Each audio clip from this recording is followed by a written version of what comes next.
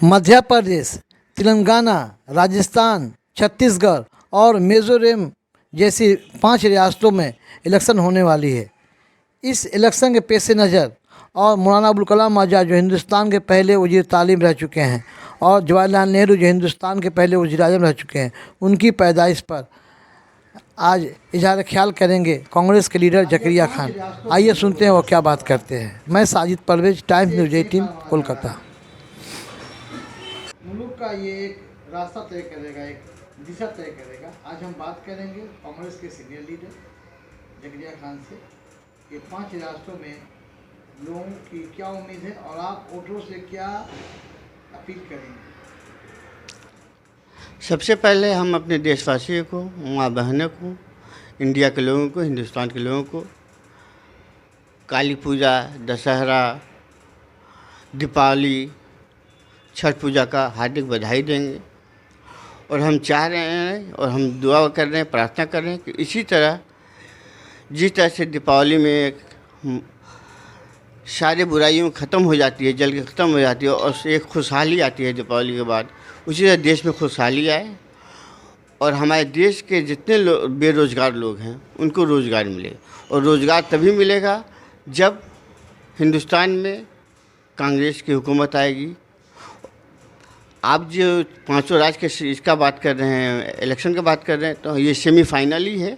उम्मीद करता हूँ कि पांचों जगह, राजस्थान हुआ, मध्य प्रदेश हुआ, तेलंगाना हुआ, मिजोरम हुआ, जो जहाँ पांचों जगह हो रहा है, सब जगह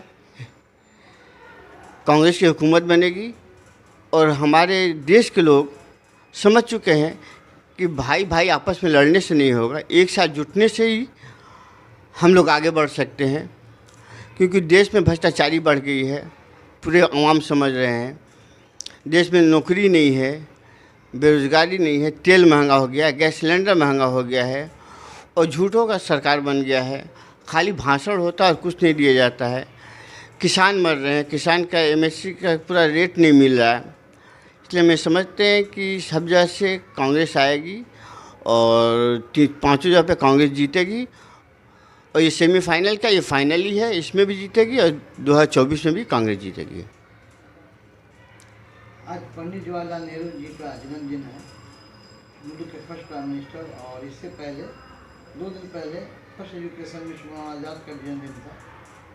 ये 2 अहम शख्सियत के जन्मदिन के मौका पर आप क्या पैगाम देना चाहते हैं? भाई, Nehru ji the great leader और मौलाना आज़ाद भी बहुत बड़े लीडर थे। उन लोग का देश के लिए बहुत कुर्बानी था। आज नेहरू जी जब कांग्रेस चले गए तो नेहरू जी के पास, हिंदुस्तान के पास एक पैसा नहीं था। उस वक्त में उन्होंने हिंदुस्तान का बागडोर थमा और इंडस्ट्री, एम्स, बहुत कुछ चीज़ें बनाए उन्होंने और हिंदुस्तान को आस्ते आस्ते करके एक दुनिया के मकाम पे ले आके खड़ा कर दिया। जबकि उस वक्त जब नेहरू गांधी प्राइम मिनिस्टर में थे तो एक हिंदुस्तान में एक ठो सुई भी नहीं बनती थी। लेकिन उन्होंने एटमी पावर का भी ये कारखाने का, इसका रिसर्च सेंटर बना दिया। तो वो बहुत बड़े लीडर थे और उनके ही नक्शे कदम पे हम लोग को चलना चाहिए। और रहेगा मौलाना अब्दुल आज़ाद, वो भी एक ग्रेट लीडर थे। हम लोग के बाप जो इतने हैं बुजुर्ग लोग हैं, वो लोग, उनके नक्शे कदम पे हम लोग को चलना चाहिए। अब देखिए, जब वो जेल में थे तो उनकी बीवी बीमार पड़ी। अंग्रेज़ ने कहा कि एक चिट्ठी लिख दीजिए, हम आपको छोड़ देंगे। तो उन्होंने कहा कि हम अपने कौम के लिए जो लड़ रहे हैं, हम उसे छोड़ के अपनी बीवी के लिए हम कैसे जा सकते हैं, छुट्टी मांग सकते हैं? जेल से उनको रिहाई के लिए हमको छोड़ा जाए, हम माफ़ी मांग सकते हैं। उन्होंने माफ़ी नहीं मांगा, जबकि उनकी बीवी की मौत हो गई, वो नहीं जा पाए। और कितने लोग तो माफ़ीनामा मांग के भी वीर बन जाते हैं।